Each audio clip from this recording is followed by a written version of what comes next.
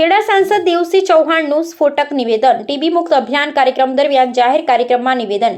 ગુજરાતના પૂર્વ સીએમ અને યુપીના રાજ્યપાલ આનંદીબેન પટેલ બાદ વધુ એક નેતાનું નિવેદન। સાંસદ દેવસિંહ ચૌહાણનું બાળ લગ્નને લઈ આંકડાકીય માહિતી સાથે સ્વીકાર। રાજ્યમંત્રી સંજય મૈડા, ધારાસભ્ય પંકજ દેસાઈ, મહેમદાવાદ ધારાસભ્ય અર્જુનસિંહ ચૌહાણની ઉપસ્થિતિમાં જ નિવેદન। સમાજ વ્યવસ્થામાં કેટલીક માન્યતાઓને કારણે સમાજ વ્યવસ્થામાં વહેલા લગ્ન થાય છે। દીકરા દીકરીને આપણે વહેલા પરણાવીએ છીએ, જેના કારણે જે માતા બાળક હોય છે તે માતા બાળક હોય તે બાળક આવે 100% પ્રસૂતાની હોસ્પિટલમાં પ્રસૂતિ કરવામાં આવે છે। 17 વર્ષની ઉંમરે અમદાવાદમાં કેટલાય ગામડામાં 18 પ્રસૂતા બાળકીઓએ ગર્ભ ધારણ કર્યો। 18 વર્ષ પહેલા 48 બાળકીઓ કુમળી વયે માતા બની। એનો અર્થ એ છે કે 50 દીકરીઓ બાળ લગ્ન કર્યું। દેવસિંહ ચૌહાણ, આ 50 બાળ લગ્ન થયા તેમાં સમાજ સુરક્ષા વિભાગ નિષ્ફળ છે। તેના સાથે અમે પણ જનપ્રતિનિધિ તરીકે નિષ્ફળ। દેવસિંહ, અમે હજુ સંદેશો નીચે સુધી પહોંચાડી શક્યા નથી, લોક કેળવણી લાવી શકી નથી કે તમારી દીકરીના બાળ લગ્ન ન કરો। બાબતોમાં એક બાબત એવી આવી કે ટીબી થવાનું મુખ્ય કારણ કુપોષણ છે।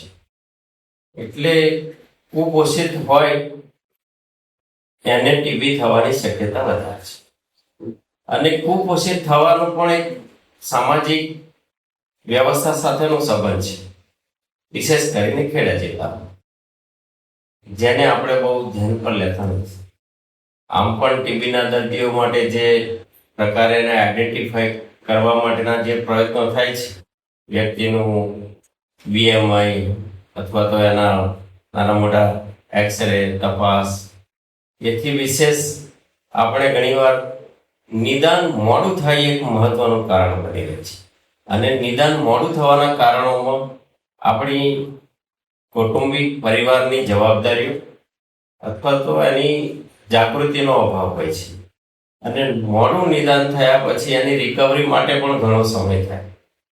અને આપણે જેમ વાત થઈ એમ કે કુપોષિત હોવું એટલે ટીબી હોવું, એ જે સંબંધ છે એનાથી આગળ કુપોષિત એટલે કે સમાજમાં રહેલી આપણી પોતાની કેટલીક માન્યતાઓ અથવા તો એ માન્યતાઓના કારણે સમાજ વ્યવસ્થામાં જે વહેલું લગ્ન થાય છે, દીકરા દીકરીને આપણે વહેલા પરણાવીએ છીએ, અને એના કારણે જે માતા હજુ તો બાળક હોય છે, એ માતા બાળક હોય અને એના ઘરે બાળક આવે એવી વ્યવસ્થાઓ જે જોઈ રહ્યા છે। એક આંકડો મને હમણાં જ આપણા એક પ્રાંત અધિકારી સુરજભાઈને મેં કહ્યું હતું કે ભાઈ આપણે એક અભ્યાસ કરો કે કેટલી દીકરીઓ આમ સરકારી 18 વર્ષની ઉંમરે માતા બને છે, પણ કેટલી દીકરીઓ 18 વર્ષ પહેલા માતા બની જાય છે। તો આ જે હું આંકડો કહું છું એ સરકારી પીએચસી નો કહું છું, પીએચસી સીએચસી નો કહું છું, કે જ્યાં દીકરી પ્રેગ્નન્સીમાં આવે અથવા તો આપણી આશા વર્કર બહેનો એની નોંધ કરે ત્યારે એ દીકરીઓને હોસ્પિટલાઇઝ થાય, આપણે હમણાં 100% કરીએ છીએ, 100% પ્રસૂતા દાખલ થયા પછી જ એની પ્રસૂતિ થાય છે હોસ્પિટલમાં। ત્યારે એ આંકડો હું ખાલી એક મહેમદાવાદ તાલુકાનો કહું, માન્ય ધારાસભ્ય છે, કે આપણે ત્યાં કેટલાક ગામડા એવા છે મહેમદાવાદના, એ ગામડાઓમાં એક આંકડો એવો આવ્યો કે 17 વર્ષથી ઉંમરે ગર્ભ ધારણ કરતી હોય એ દીકરીઓ કેટલી છે તો 17 છે, 17, 18 છે, 18 દીકરીઓ। અને 18 વર્ષ પહેલા એ તાલુકામાં માતા બનેલી દીકરીઓ કેટલી આવી તો 48। એનો અર્થ શું થયો કે આ 50 દીકરીઓએ બાળ લગ્ન કર્યા, અને આ બાળ લગ્ન જે 50 દીકરીઓ કરી તો આપણો સમાજ સુરક્ષા વિભાગ પણ એની જવાબદારીમાં નિષ્ફળ છે।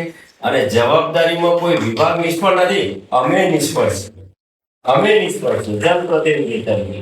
અમે એ સંદેશો નીચે સુધી પહોંચાડી શક્યા નથી અથવા તો લોક નેતા તરીકે લોક કેળવણી આપી શક્યા નથી કે તમે તમારી દીકરીનું બાળ લગ્ન કરીને અહિત કરીને। એટલે આખી ચેન છે કુપોષિત થવા પાછળ, જે બાળ લગ્ન પાછળની એની તંત્ર, એકલું તંત્ર ઉપર છોડી દઈએ તો ન થાય।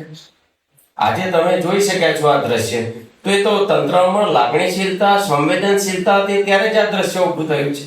જો તંત્રમાં અને તંત્રના વડામાં એ સંવેદના ન હોય તો એ પોતે હમણાં જ કહ્યું કે મેં એક જ ફોનથી મુનિ આશ્રમના સેવાભાવી સંસ્થાના વડાઓને એક ફોન કર્યો અને બીજા દિવસે એમનો જવાબ આવી ગયો કે અમે તમારા જે પણ દર્દીઓ છે એને 6 મહિના સુધી સાચવીશું, એને અમે પૂરેપૂરી કીટ આપીશું। એનું કારણ શું?